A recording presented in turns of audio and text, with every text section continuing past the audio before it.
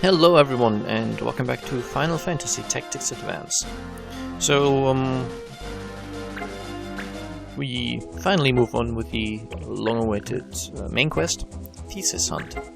I searched for my master, the late Dr. Delalay's thesis. It was taken from me by bandits as I crossed the Lucia Pass.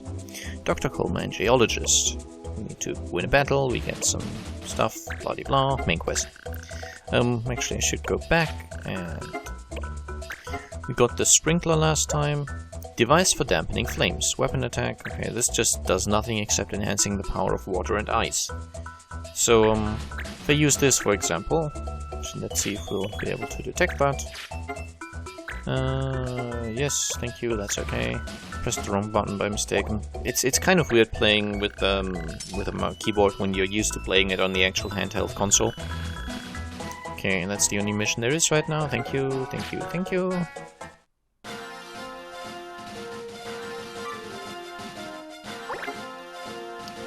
Okay, let's check. Charm, forbidden, confuse, recommended. I don't do either of those. So that would be fine. Let me just save the game.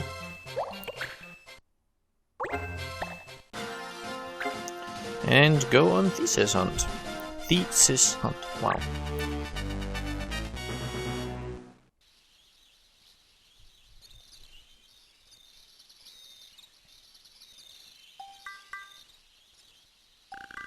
Hammerball. Kupo? Why would bandits be interested in a thesis anyway? Kupo? Maybe they're nerdy bandits? Some thieves are interested in more than money, Kupo. Yeah, you're probably right. Hey, there's someone there. This isn't what I asked for. I want Coleman's thesis, not Delalay's. Hey man, we got you a thesis, just like you asked. Well, I can only give you half of your fee then. That's not an option, Gramps. Pay up. Looks like you were right, new kid. The bandits just wanted money after all, Kupo.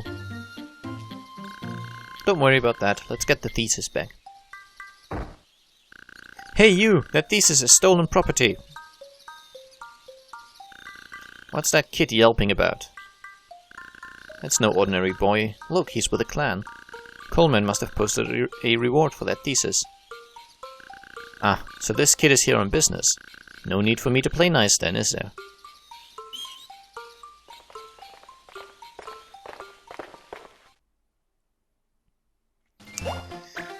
Okay, Viola, you are coming with us. Napkov, obviously. I gave Napkov, gave him a new staff. He now has the Judge staff, which teaches him the shell ability. It's like Protect, except it works for magic damage. Turner. I'm tempted to bring Turner just because he's fairly high level. No point bringing Dickens. Not really a point bringing it all. I'll bring my thief. Anything new I have? No. And the shop still hasn't improved his inventory, so rather the shops haven't improved their inventories. I now have 2 available. But yeah, that means I have to still have to wait. I think maybe after this mission they'll stock up. I thought that they'd stock up sooner, but I seem to remember that the first increase in items that they sell happens after 5 missions won or 5 battles won. But maybe I haven't won 5 battles yet, I don't know. In any case, he hasn't stocked up yet, so it doesn't really matter anyway. Okay, that guy doesn't do much damage. Even if he had hit, that was 9 damage at most.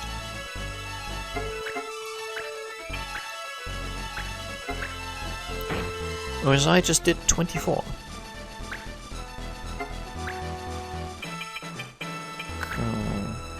Let's see.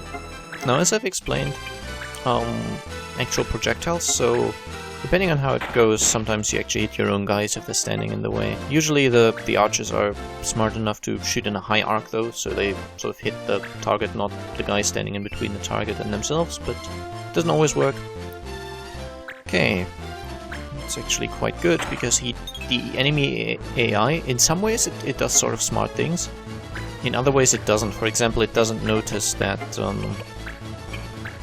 that archer has a block arrows ability, which makes attacking her with arrows useless. They try it anyway, basically. The same works for any sort of ability that I have that completely nullifies a certain type of attack. That doesn't stop the enemies from using that particular type of attack, sadly. Or, well, sadly, I don't know, it just doesn't. Okay, weakening the weapon attacks of a mage, that's also very smart.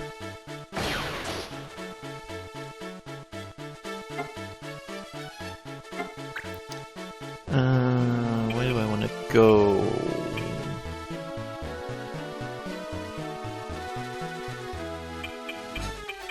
I actually think I want to take my thief up this way, so he can help out against these guys up here.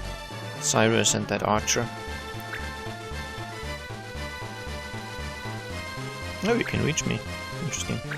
But he only does 9 damage as well, so that's not too bad.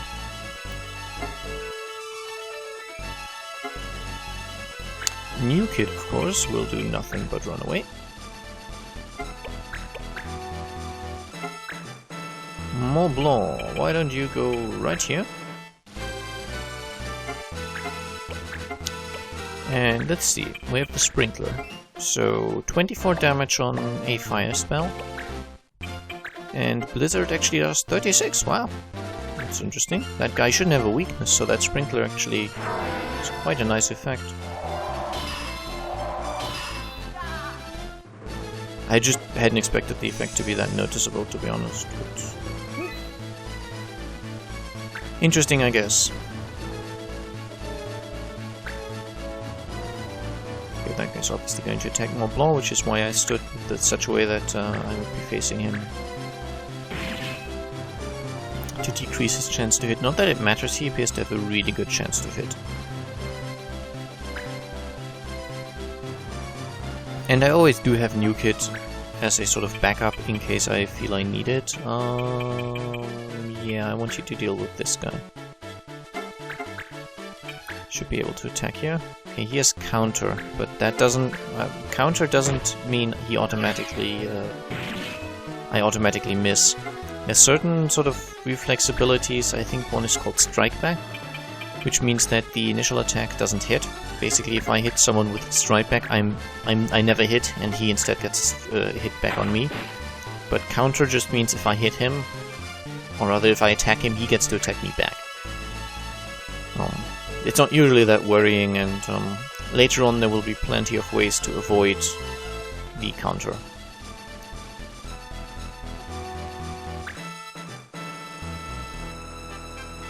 Wow, who is he shooting? Interesting choice. I like that he came down quite far. It means I don't have to go so far to get to him. You just cure on yourself, healing the White Monk in the process. Oh, actually, he's not standing very well there, is he? Oh well.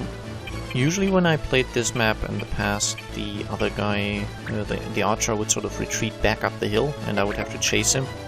And that would mean some of my characters would basically be quite far away from the sort of main commotion. I'll have the thief deal with the white mage, and I'll have New Kid run away. Like any fledgling hero should do. What's Cassidy gonna do? I wonder, I wonder. Attack Mont Blanc, MP damage, okay, magic break. It's good because it doesn't deal any damage, it's bad because those 12 points were actually MP that I lost. However, that's not so relevant at this point because Mont Blanc doesn't actually need that many MP, he only has the basic spells and he regenerates almost enough MP to use them every turn anyway, so 12 damage on a crit, that's barely noticeable. See what the white mage does. He will probably retreat up the hill, right? Not that far, actually. Cool. Does he heal? No, he raises weapon defense. Wow, I thought he was gonna cure. Again, the AI is not the best, or rather,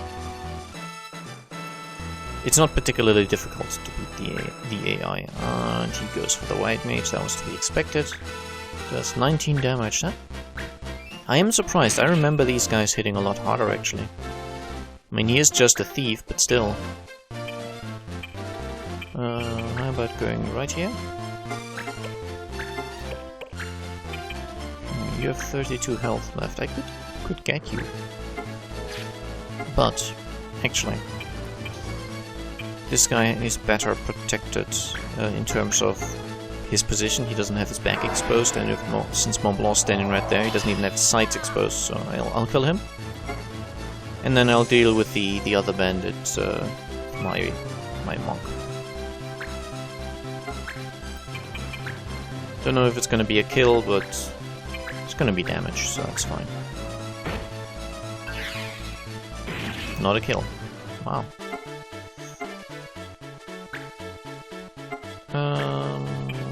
What do I want to do? I could go for their archer, or I could help my thief out. I think helping the thief out is probably going to be a better idea. Yeah. Doesn't do much damage because they've buffed their weapon defense, but still. Seems like a good idea. I don't know, I might lose the white monk actually. He has taken quite a beating. Oh, well that's nice. Immobilizing New Kid. That's going to be helpful for you. Usually that would obviously be annoying because New Kid is a melee fighter and him being unable to move is bad, but as it stands I don't really care.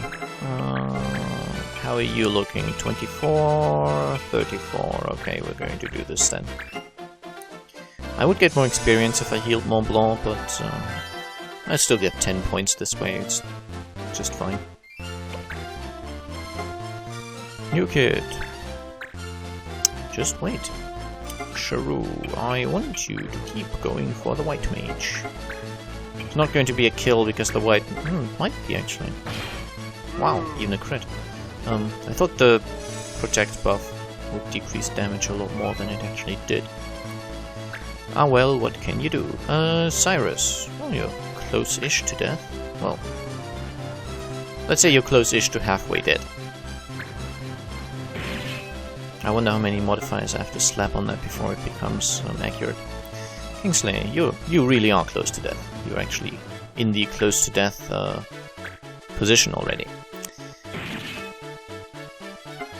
As you can see, basically, he's kneeling down and he doesn't have an idle animation anymore. You just keep standing there, that's just fine. Okay, Mont Blanc. I wonder...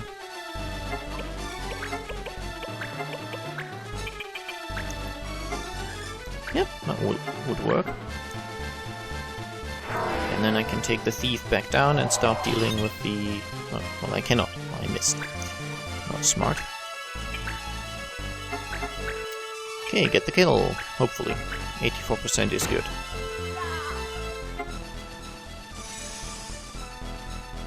And of course, because he just he died, he does not get a counterattack, so yeah. I mean, I could try to disable this guy. 70% chance. I might as well show you. Let's hope it works, actually. Oh no, I've shown you before. But yeah, and it doesn't work. Should have gone for a straight, just attack. But still. Okay, that's the judge. He's trying to move corpses out of the way because he feels that that bit is too sort of clustered. Sometimes it can be nice because obviously corpses, you cannot stand on corpses, you can walk over them, there aren't obstacles in that way. But you can't fine, just go with it. But you can stand on them. So for example, Mont Blanc right now has a corpse behind her back, or his back. I will keep messing up the gender, by the way. But that means that no one could attack him slash her from behind. And if it's too clustered, it might become really annoying because he can't stand on them, so sometimes an enemy might be surrounded by the corpses of his friends, which will actually protect him. Basically, the judge tries to sort of determine when that's the case and moves the corpses around. Sometimes he just moves them into even more obnoxious positions, though. It's a good thought, but it doesn't always work out very well. Yeah, let's keep it like this. Doesn't matter. New kid can move again. That's irrelevant. Cyrus is at 18. He is going to run away and heal. Darn. I'd hope to be able to do this without, climbing after him, but apparently not. It's a little annoying. Let's see what orientation he chooses after. Okay, I can't get to him with my monk, of course. There is an ability which would allow me to do that, but I don't have that yet, sadly. Yeah, just try. 46% isn't good, but it worked. Mont Blanc, I'll have him do... I should just alternate the gender I choose for Mont Blanc between, every single sentence. Saying he and she, alternating. In an alternating fashion. Wow. That made me struggle a lot harder than it should. Okay, one guy left. That's the archer. No, I didn't want to see his status. I just want to wait. I think only one more battle after this, and then I'll be at the point where, No, don't fight, darn. I'll be at a point where I can train off camera. And that should be good, because then I don't have to do this whole new kid doesn't do anything gestalt anymore. I can just have him actually join in combat, because he'll be a fighter, and I'll never probably change him back from that. There is another advanced... mobilizing my white mage, that's gonna be helpful for you. There is another advanced class that humans get once they've got 2 soldier abilities, I believe, and that's a paladin. I believe in terms of what kind of weapon they wear, paladins in endgame can become more powerful than fighters, but not in terms of their stat growth.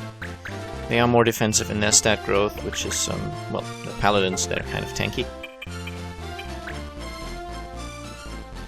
But what I'll end up doing probably is, in some of the sort of off-screen leveling that I will hopefully be able to start doing very soon, I might, for a few fights, turn him into Paladin, but then again make him stand around and do nothing so he can learn some Paladin abilities, maybe. And then once he's level 50, I'll switch him to a Paladin, but basically... he'll also have to be a ninja for a little bit, because ninjas get one really good ability that I want him to have. Anyway, I think I'm getting the hang of these engagement things. That's good.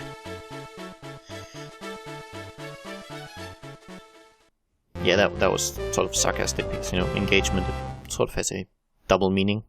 Which, now that I think about it, it's sort of oddly symbolic. That the word for promising your partner to marry them, or promising each other to marry each other, is the same word as a word that means to fight. Might be some reason behind that. This looks like the table of contents, so... Are all the pages there, Kupo? Yep, they're all in there. All we have to do is bring this back, and we're done. You doing a Kupo job, new kid? I never know if that's a good or a bad thing. You really think so? I thought it would be best to wait a little longer. But I think we're ready for the clan wars. Clan wars?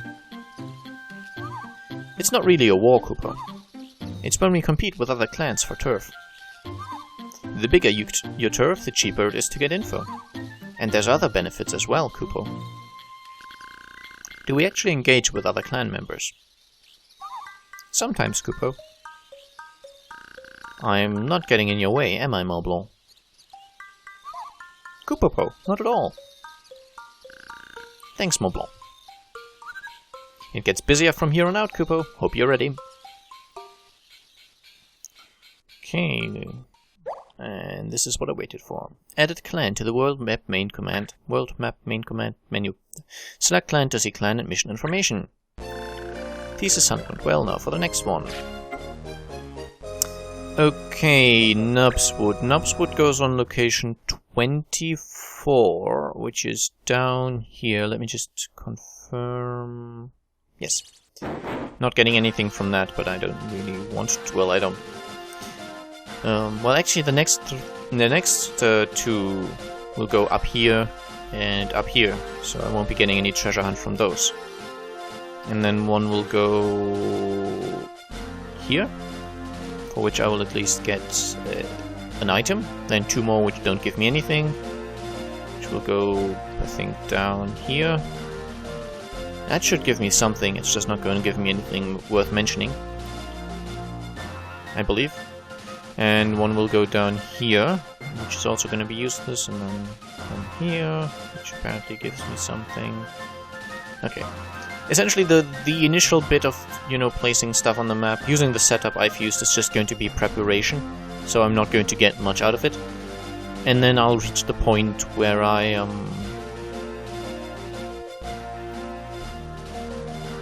was going to say something. Then I reach the point where I can, you know, plot in the final pieces to get the best bonuses, and then every single thing I place will basically get me a really cool item. Anyway, that was it for this episode. I think I should show one thing. Cutscene. Well, if it isn't New Kid, how you been? The reason I do this now is because otherwise I might forget, and, you know, during my travels, leveling and farming and such, I might come across this and then you would have missed it, so yeah. Well, if it isn't you, kid, how you been? Pretty good, I guess. Yourself? Can't complain, can't complain. I thought you might be busy with the clan wars and all. Huh, no kidding. There's a lot of clanners out there looking for fights. Everyone wants to spread their influence, you dig? So if you don't have business with another clan, I'd keep your distance. If you fought every clan, you'd never get any work done. Not that all the clans are bad. Still, be careful. Thanks for the tip, I'll keep an eye out. Okay.